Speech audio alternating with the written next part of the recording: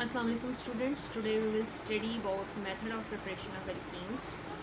और preparation of alkenes का मैंने आपको फर्स्ट मेथड पिछले लेक्चर में करवाया था, that is dehydration of alcohol.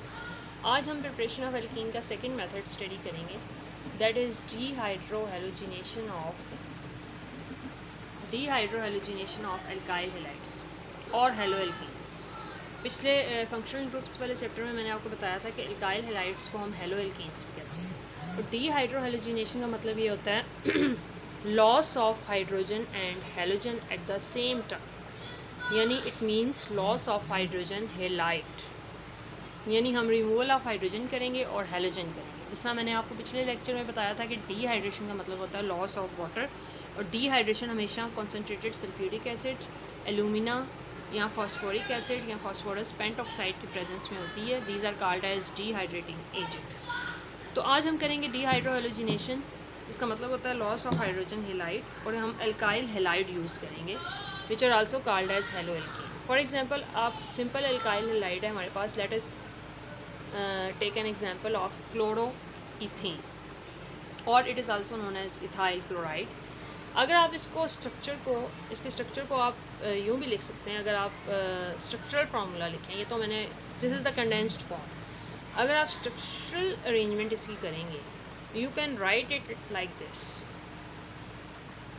So you will take chloroethene, और रिएक्शन हम डिहाइड्रोहेलोजिनेशन की हमेशा कंडीशन होती है, याद रखें, dehydrohalogenation is carried out in the presence of alcoholic solution of potassium hydroxide, यानी potassium hydroxide in the presence of alcohol.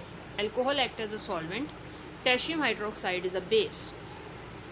सो जब आप इस रिएक्शन को करेंगे तो बेसिकली आपको पता होना चाहिए कि आपने ये याद रखना है कि halogen atom is remove from one carbon, hydrogen is remove from adjacent carbon, and carbon to carbon double bond will form, this bond will break. So basically इसमें होता ये है कि आपको पता होना चाहिए कि पोटेशियम हाइड्रोक्साइड के अंदर पोटेशियम आइंस होते हैं और हाइड्रोक्साइड आइंस होते हैं। तो ये हाइड्रोक्साइड आइंस जाके इस वाटर के ऊपर हाइड्रोजन के ऊपर अटैक करते हैं, हाइड्रोजन के साथ मिलके ये वाटर फॉर्म करते हैं।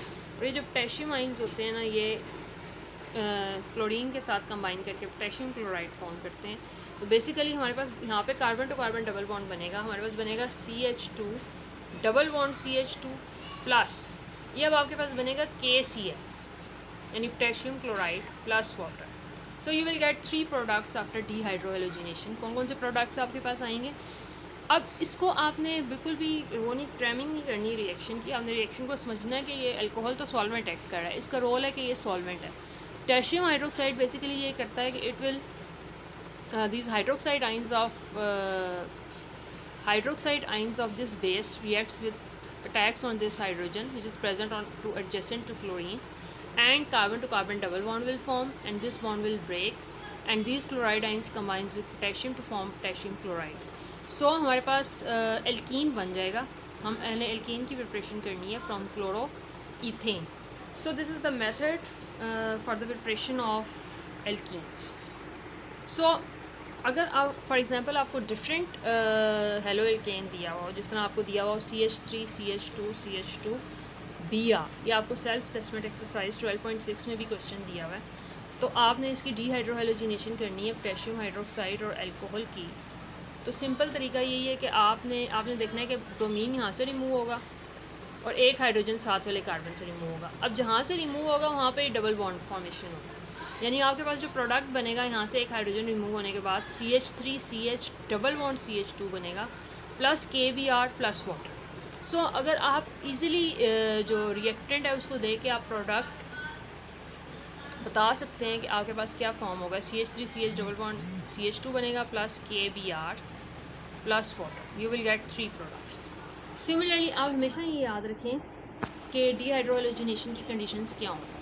अब मैंने आपको पिछले लेक्चर में बताया था कि dehydration of an alcohol is an example of elimination reaction. तो डिहाइड्रोहेलोजिनेशन ऑफ एल्काइल हैलाइड्स जो होते हैं, this is also an example of elimination reaction.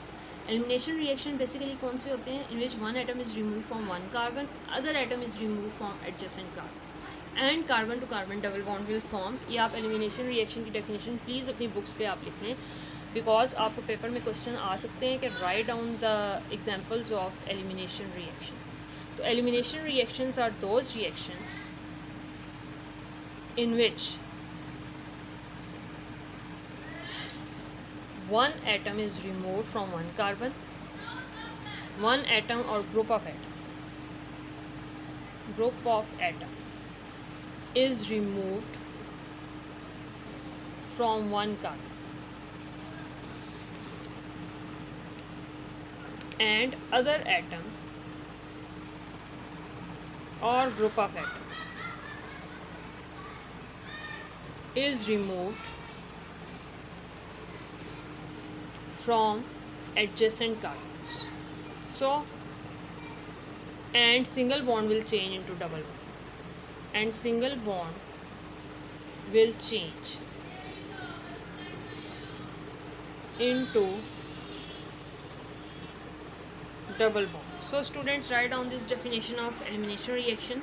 These are those reactions in which one atom is removed from one carbon, other atom is removed from adjacent carbon, and carbon to carbon double bond will form. And examples of elimination reaction are dehydration of alcohols and dehydrogenation of alkyl halides. Complete the self-assessment exercise 12.6 in your notebooks.